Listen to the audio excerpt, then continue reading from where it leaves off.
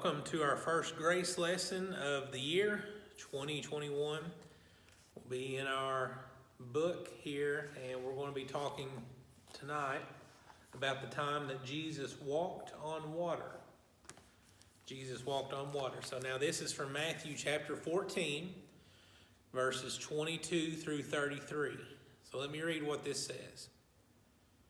Jesus told his disciples to get into the boat and go to the other side of the lake.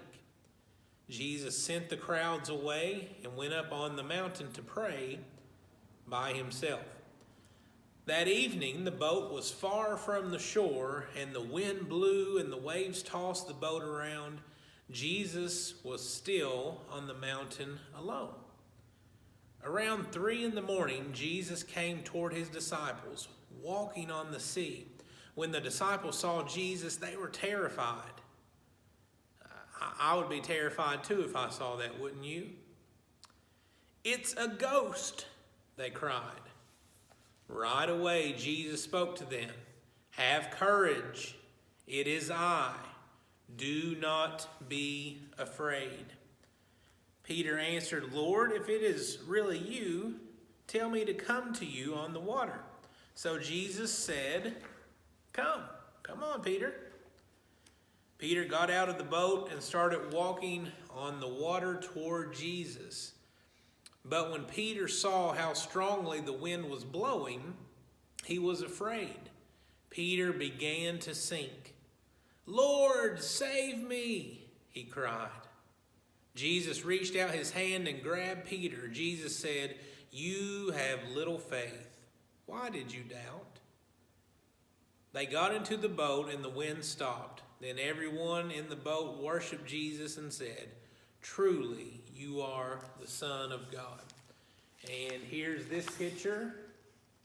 It's supposed to be Peter walking toward Jesus, but then Peter losing faith. He wasn't believing, and then he started to sink.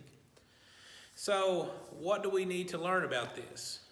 Well, how was it that Jesus was able to walk on water?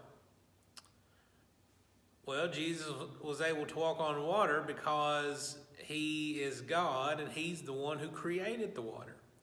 So by him doing that, it shows us that he's the one in control of everything. He's in control of the world. He's in control of the water. So that shows us who Jesus is. He's the one who made it all. And when he told Peter to come, Peter needed to believe that Jesus had enough control, had enough power, had enough sovereignty. That's a big word that you need to remember. That Jesus would take care of him and that Peter would be okay. In other words, Peter needed to believe that Jesus was God and had the ability to do what he said he would do, right? But as he walked out into the water, Peter began to get nervous, and I think if I were walking on the water, I would probably be very nervous too. That would be a scary thing to be on top of the water. But what happened was Peter started believing that the stuff around him was more powerful than Jesus, and that Jesus didn't really have control. But what you and I know is that Jesus really does have control, doesn't he? He has control of all things. He is in control. I want to read here the Christ connection that this book gives us. It says this: Jesus proved that he can be trusted. His miracles, teaching, death, and resurrection showed that he is who he says he is. Only Jesus can save us when we look to him in faith. Now, the application of this is not for you to go out onto a lake or on a swimming pool today and say, "Well, I trust Jesus, let me walk on water." No, that's not the point. We have this story that's a true story of Jesus and Peter, and it's to show us that Jesus is the one who's in control and he's the one who is able to save. You going out and trying to walk on the water on a swimming pool is not going to make any difference. That's not the point. The point is that you need to trust in Jesus. You need to trust that Jesus is who he says he is. He is the Son of Man. He is the Son of God. He is the Savior. He is the Christ. You need to believe who he says that he is. And then the second thing is you need to believe that Jesus is able to save you. And he's able to take care of you. So trust in Jesus.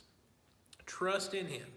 Don't trust in yourself. Don't trust in all the stuff around you. Trust in Jesus. Trust in him and be saved. He was crucified for you. He was buried and he rose again on the third day. Trust Jesus, the one who has power over the waves and the world and all things. Trust in him and be saved. Hope you guys have a good rest of your week, and we'll see you back here next Wednesday.